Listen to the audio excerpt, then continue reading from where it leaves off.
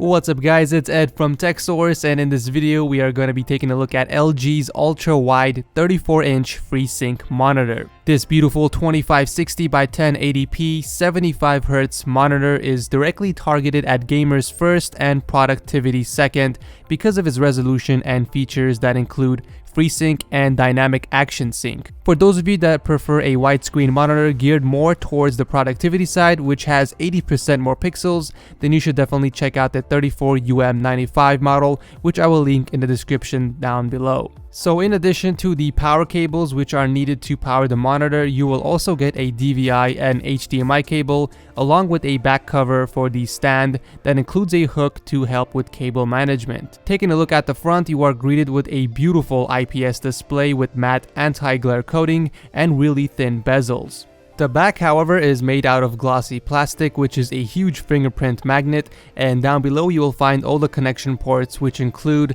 2 HDMIs, 1 DVI, 1 display port, your audio ports, and the power. Something I would have loved to see is perhaps a USB port on a monitor of this caliber. At least they were nice enough to include a VESA mount option in the back for those of you that like to mount things. If you choose not to mount your monitor, you can use their included very nice looking see-through mount, which really doesn't give you much choice when it comes to height adjustability, except like an inch or two. However, you can tilt the monitor a few degrees to adjust its angle for a better viewing experience, which is all I need. Joystick on the bottom, which is my preferred method of navigation, and with that you can access a bunch of options. In the quick menu settings, you can adjust the usual color and brightness along with the ratio of the monitor. Under picture, you can adjust the black stabilizer feature, which lets you control the contrast level, making it really easy to spot enemies or objects that are hiding in the shadows or darkness.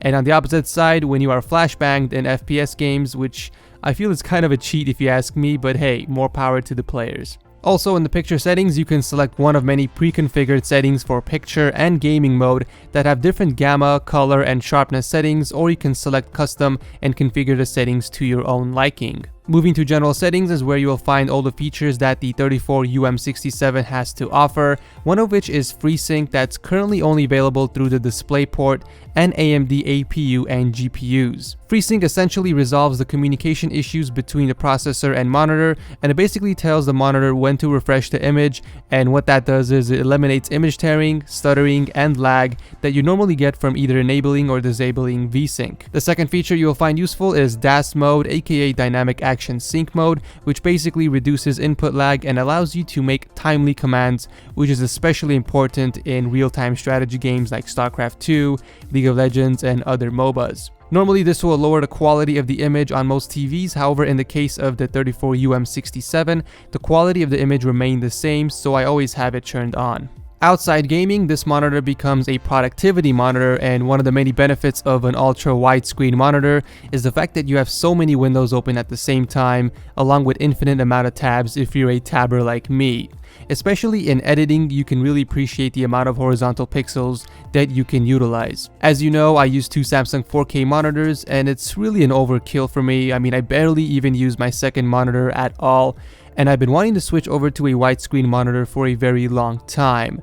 Well, I've been using this for about a week now, and I can safely say that this is exactly what I needed. However, I still find myself scrolling a lot more due to its vertical pixel count, but that's expected from a 2560 by 1080p monitor. Also, scaling is unnecessary anymore. Even on my 4K monitors, I used to scale everything just so I could see them better, which kind of defeats the purpose of having a 4K monitor in the first place. So I feel like this monitor is the sweet spot for me. The fact that it's an IPS panel is also a huge plus, as you get amazing color contrast and viewing angles. So let's get back into gaming for a sec. Games look amazing on this monitor, especially when utilizing the entire screen. There's no doubt about that. 75Hz is insanely crisp and smooth, and there is a noticeable difference from 60Hz. That much is true. You will definitely get the full immersive experience from this monitor. There is, however, one thing I want to mention about the implementation of FreeSync on this monitor. So the 34UM67 has a variable refresh rate range of 48 to 75 Hz, which can be both too high on the minimum and too low on the maximum side. And what that means is that as long as you are running at 48 FPS to 75 FPS in a game, everything looks nice and smooth. Going above that value and you will either either get some moderately noticeable tearing with VSync off, or else you'll max out at 75 FPS with VSync on, which is also fine. The real issue is when you drop below 48 FPS, you are basically falling back to standard LCD behavior at that point. So either you have very noticeable tearing with a 75 Hz refresh rate, or you get stutter from subdividing a sub 48 FPS frame rate into a 75 Hz refresh rate. 21:9 gaming is still new, and there will be more and more support as time passes by. But overall, I'm really happy with this monitor. It provides cinematic immersive gaming experience and great productivity on a beautiful 75 Hz IPS display, which if that's what you're after, then you will definitely not be disappointed in LG's 34UM67 monitor. As always, I will leave links in the description section down below for both of the monitors. And if you guys want to check out the curved version of this monitor, which is geared towards productivity with a lot more pixels, then my good friend Matt from MS Tech will be doing a video on that as well. And you can click on the screen to check it out, and I'll also leave a link down below as well. Anyways, that is it for the video. Feel free to drop a like if you liked the video or a dislike if you didn't, and make sure to subscribe if you haven't already for more videos like these. Thanks again for watching. This is Zed from TechSource, and I'll see you guys in the next video.